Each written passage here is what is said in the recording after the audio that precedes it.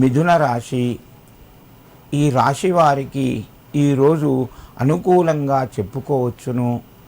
ఆర్థిక పరంగా కొంత మెరుగ్గా ఉంటుంది. అవసరమైన రుణాలు కూడా మీకు చేతికి అందుతాయి. ఆరోగ్యపరంగా అనుకూలంగా ఉన్నది. శుభ కార్యక్రమాల్లోపట పాల్గొంటారు. ఉద్యోగస్తులకు ఈరోజు కొంత అనుకూలంగా చెప్పుకోవచ్చును.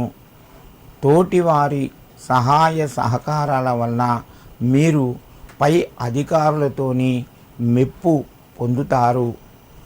ఆర్థిక వ్యవహారాలు కొంచెం మీరు జాగ్రత్తగా ఆలోచిస్తూ ఖర్చు చేయండి.